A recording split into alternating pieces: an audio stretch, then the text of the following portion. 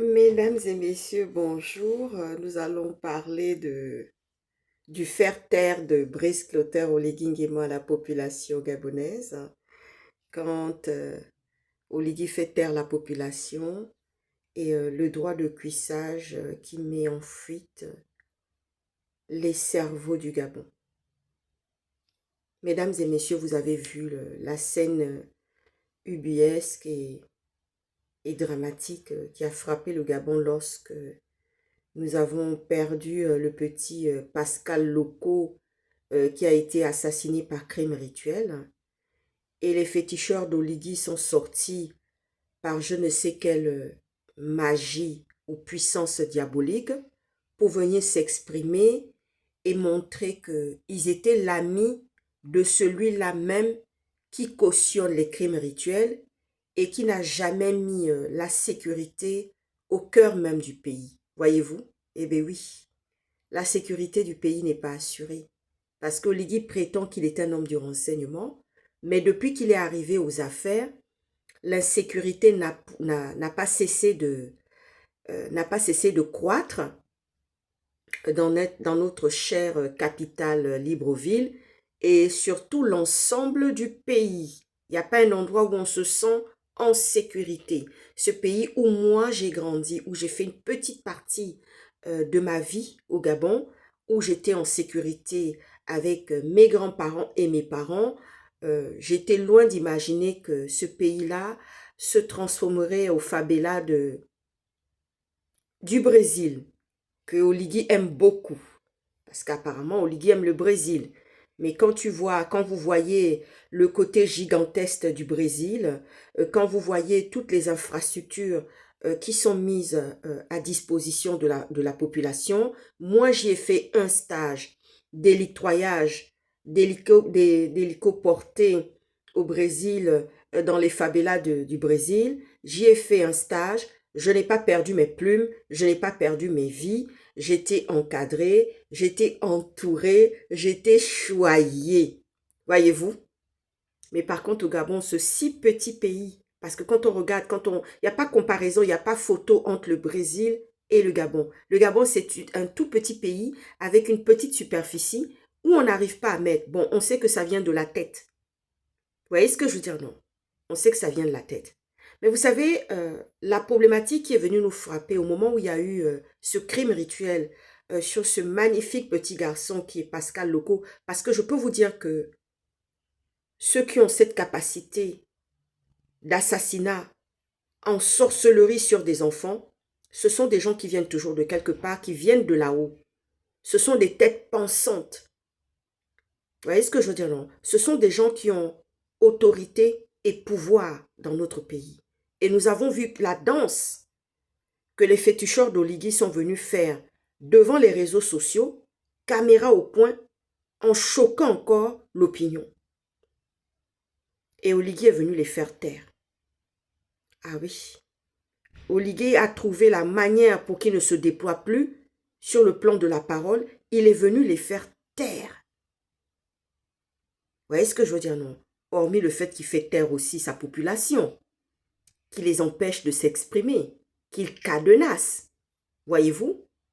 Et sans compter le droit de cuissage qui est imposé à des agents, femmes et hommes. Il y a eu l'affaire du policier qui est passé dans les réseaux sociaux. C'est un scandale monumental d'un officier qui voulait imposer des comportements d'homosexualité obligés et affligeants sur un autre agent. Vous voyez ce que je veux dire?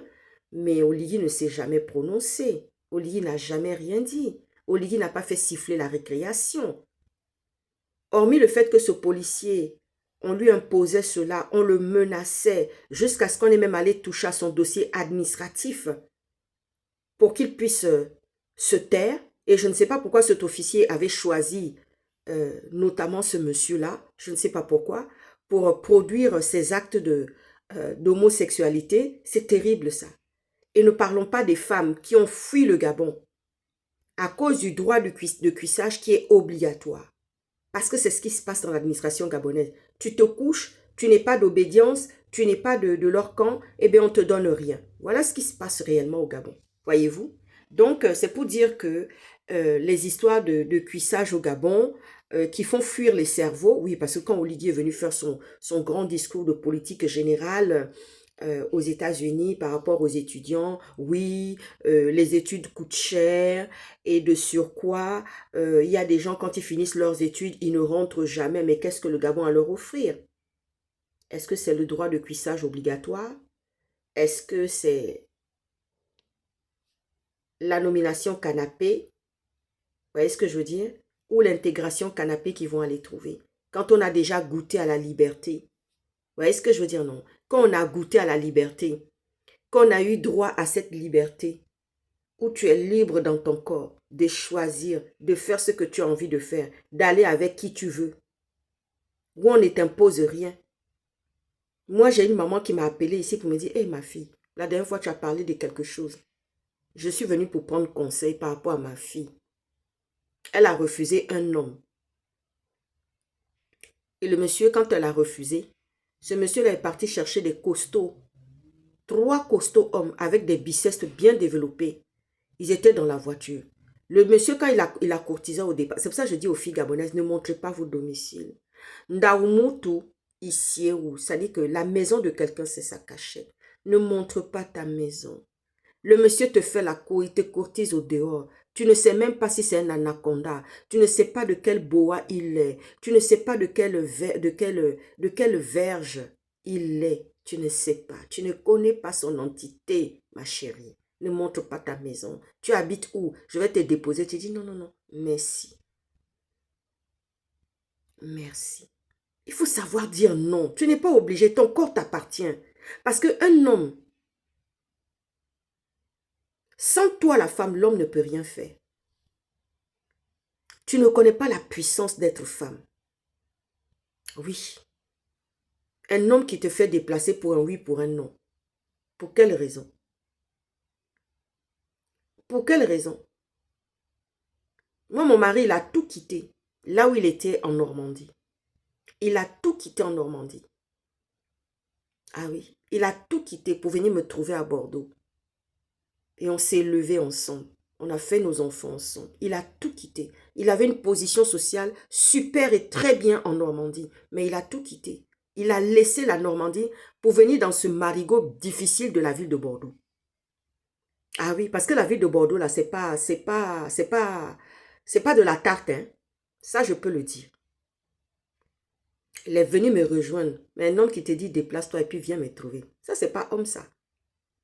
Elle a montré maison à ce Mboniafé là, à ce Nyama là, que oui, j'habite ici. Le monsieur descendait 3-4 fois parce qu'elle résistait, elle ne voulait pas. Elle voulait se préserver, garder sa vie. Et puis elle n'était pas dans le besoin. Après, c'est monté crescendo. Oui, c'est quoi? Qu'est-ce que tu as vu? Ceci, c'est là, patati patata. Un jour comme ça, il appelle. Il est 21h, il appelle, dit oui, viens me retrouver à la route. Sa mère lui a dit, tu ne bouges pas. L'homme là descendait ici. Elle sait, tu sais si c'est pas guet-apens. Elle a pris la machette. Elle est montée avec sa fille. Et puis deux garçons de la famille sont montés. Quand ils l'ont vu, elle a brandi ça comme ça. Ils sont partis. Elle a pris la plaque d'immatriculation. Tu as vu, non? Elle n'a plus jamais. Je lui ai dit, maman, c'est ça qu'il faut faire. Tu prépares tes cocktails piment, comme je t'avais montré. Et puis tu brandis ta machette là, avec tes 2 fils là. Vous montez. Et les filles, ne montrez pas vos maisons. Vous voyez ce que je veux dire, non? Ne montrez pas vos maisons. Droit de cuissage là, au Gabon là, ça doit s'arrêter. Parce que toi, la femme là, tu as une puissance. On a vu l'autre qui est venu dire, là, qui s'est plaint la dernière fois. Oui, le monsieur là, depuis même, oui, quand il vient comme ça, il a trouvé un endroit où se reposer. Oui, elle fait à manger, elle prépare dans son studio là. Hein. Et puis le monsieur va passer l'après-midi à te mougou gratuitement comme ça, ma chérie.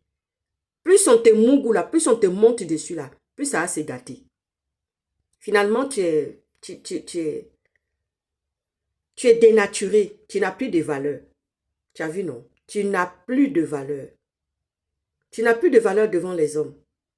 Tu as vu, non? Oui, même. Bon, voilà. Donc, c'était pour dire que voilà le droit de cuissage que les autorités gabonaises imposent là-bas. Et si tu n'es pas d'obédience, allez, on te commence à te créer des ennuis. Vous voyez ce que je veux dire, non? Donc, nous, on est fatigués de tout ça.